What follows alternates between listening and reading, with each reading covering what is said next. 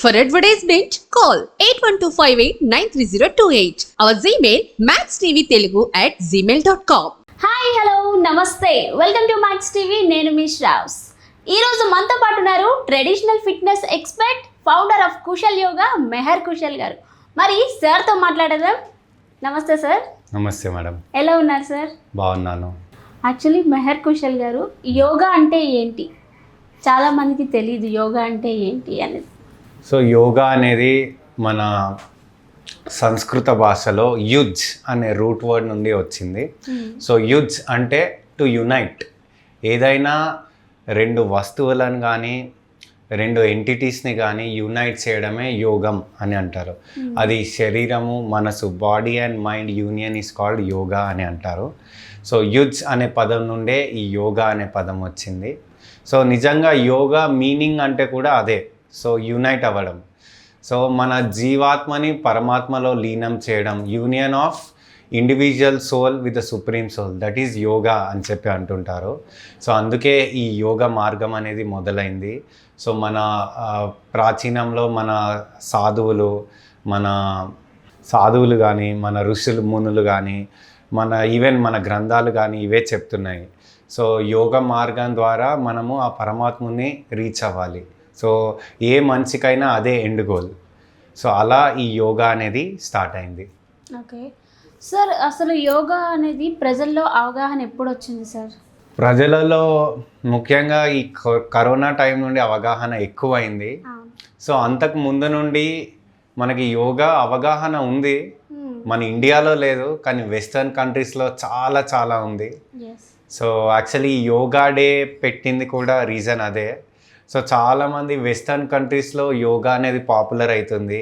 So ఇలాగే మనం వదిలేస్తే ఫ్యూచర్లో కొన్ని ఇయర్స్ తర్వాత వెస్టర్న్ కంట్రీస్ అన్నీ వచ్చి యోగా మా దేశంలో పుట్టింది, యోగా మా దేశానికి సొంతం అని అంటారు అని అనుకోనే మన ప్రైమ్ మినిస్టర్ మోడీ గారు ఇలా ఉండొద్దు, మనం ముందు యోగాని మన దేశంలో బాగా ప్రచారం చేయాలి, యోగా అంటే మన ఇండియానే గుర్తుకు రావాలి అందరికీ అని చెప్పేసి ఈ ఇంటర్నేషనల్ యోగా డేని తీసుకురావడం జరిగింది 2015లో. సో 2015 నుండి ఇవాళ 2024 10 ఇయర్స్ అయింది యోగా డే సెలబ్రేషన్స్ అయ్యి, దశాబ్ద కాలం. సో ఈ దశాబ్ద కాలంలో యోగాకి ఎప్పుడూ రానంత అవేర్నెస్ ఆ 2 ఇయర్స్ కరోనా టైంలో వచ్చింది, 2020 అండ్ 2021లో. సో మనము చాలా న్యూస్లో చూసాము, పేపర్స్లలో కూడా చూసే ఉంటాము. ఈ యోగా చేయడం ద్వారా, ముఖ్యంగా బ్రీదింగ్ ఎక్సర్సైజెస్ చేయడం ద్వారా లంగ్స్ స్ట్రాంగ్ అవ్వడము, ఇమ్యూన్ సిస్టమ్ స్ట్రాంగ్ అవ్వడం వల్ల కరోనా అనేది రాకుండా ఉంటుంది అని చెప్పేసి చాలా న్యూస్లలో మనం చూసాము.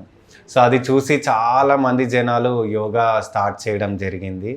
సో అప్పటి నుండి యోగా అవేర్నెస్ అనేది పెరిగి నాకు తెలిసి ఇవాళ యోగా అనేది one of the part of the life స్టైల్గా అయిపోయింది. ముఖ్యంగా ఎవరైతే ఈ ఫిట్నెస్ లైఫ్ స్టైల్ మెయింటైన్ చేస్తారో వాళ్ళకి యోగా అనేది ఒక part of the life style అయిపోయింది.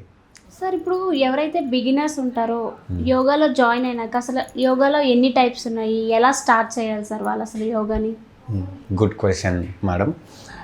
బేసికలీ యోగాలో చాలా రకాలు ఉన్నాయి. సో అందులో మనకి మెయిన్గా 4 టైప్స్ ఆఫ్ యోగా అనేది చాలా చాలా ఇంపార్టెంట్. సో ఫస్ట్ వచ్చేసి కర్మయోగా, సెకండ్ వచ్చేసి భక్తి యోగా, థర్డ్ వచ్చేసి జ్ఞాన యోగా, ఫోర్త్ వచ్చేసి రాజయోగా. సో కర్మయోగా అంటే ఏంటి అంటే మనం చేసే కర్మ ద్వారా ఆ భగవంతుని రీచ్ అవ్వాలి, సెల్ఫ్లెస్ సర్వీస్ ద్వారా. సెకండ్ వచ్చేసి భక్తి యోగం అంటే మన డివోషన్ ద్వారా మనం ఆ దేవుని రీచ్ అవ్వాలి. థర్డ్ వచ్చేసి జ్ఞాన యోగా అంటే జ్ఞానం ద్వారా, నాలెడ్జ్ ద్వారా మనం ఆ గాడ్ని రీచ్ అవ్వాలి. ఫోర్త్ వచ్చేసి రాజయోగా. సో రాజయోగాలోనే మనకి అష్టాంగ యోగా అని ఉంటుంది, పతంజలి మహర్షి చెప్పిన అష్టాంగ యోగా, యమ, నియమ, ఆసన, ప్రాణాయామ, ప్రత్యాహార, ధారణ, ధ్యాన, సమాధి. సో ఇవన్నీ 8 స్టెప్స్ అన్నమాట అష్టాంగ యోగాలో. సో ఇప్పుడు ఉన్న ఈ జనరేషన్ వాళ్ళు ఇవన్నీ వదిలేసి ఆ అష్టాంగ యోగాలో ఓన్లీ 2-3 ఎక్కువ పట్టుకుంటున్నారు. అదే ఆసన, ప్రాణాయామ, ధ్యాన. సో ధ్యానం కూడా ఎక్కువ మంది చెయ్యరు. ఆసన ప్రాణాయామం మీదనే ఎక్కువ ఫోకస్ ఉంటుంది.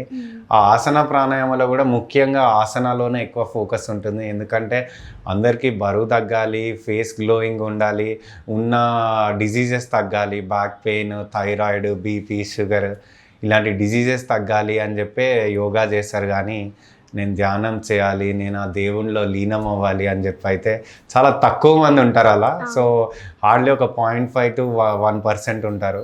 సో మిగతా వాళ్ళందరూ హెల్త్ కోసం, బాడీ కోసమే చేస్తారు. అండ్ ఇక్కడ ఏమైపోయింది అంటే యోగా అనేది మీరు అడిగినట్టు ఎప్పటి నుండి అవేర్నెస్ వచ్చిందని అడిగారు కదా. సో యోగా అనేది ఒక థెరపీగా చాలా బాగా పాపులర్ అయింది. Okay, so last few years నుండి. అంటే ఫర్ ఎగ్జాంపుల్ ఎవరికైనా బ్యాక్ పెయిన్ వచ్చింది, యోగాలో కొన్ని ఆసనాలు చేస్తే బ్యాక్ పెయిన్ తగ్గుతుంది. సో అలాంటి వాళ్ళు యోగా చేసుకొని వాళ్ళ డిసీజ్ని తగ్గించుకున్నారు. షుగర్ వచ్చింది, లేదంటే బీపీ వచ్చింది, యోగా ఆసనాల ద్వారా వాళ్ళ షుగర్ని, బీపీని కంట్రోల్లో పెట్టుకుంటారు. అంటే యోగా అనేది ఒక థెరపీ లాగా తయారైపోయింది. ఏదన్నా డిజీజ్ వస్తేనే యోగా చేస్తాం, లేదంటే మనకు అవసరం లేదు, మనకెందుకు అన్నట్టు ఉంటుంది. సో ఈ థెరప్యూటిక్ యోగా మీద చాలా అవేర్నెస్ పెరిగి ఈ మధ్యకాలంలో మనం చూసినట్టయితే హాస్పిటల్స్లో కానీ అక్కడ ఇక్కడ కూడా ఈ థెరపీ యోగా మీద బాగా ఫోకస్ చేస్తున్నారు. ఈవెన్ యోగా సెంటర్స్లోకి వెళ్తే కూడా ఈ నార్మల్ యోగాతో పాటు స్పెషల్గా ఈ థెరప్యూటిక్ యోగా అని పెట్టి దానికోసం ఒక స్పెషల్ ఫీజు పెట్టి మీకు ఏ రోగం ఉన్నా ఇన్ని డేస్లో నయం చేస్తాం, that is called therapy yoga అని పెట్టి ఈ మధ్య అవేర్నెస్ అనేది చాలా బాగా పెరిగింది. మెహర్ గారు చాలా బాగా చెప్పారు. Thank you so much. Thank you.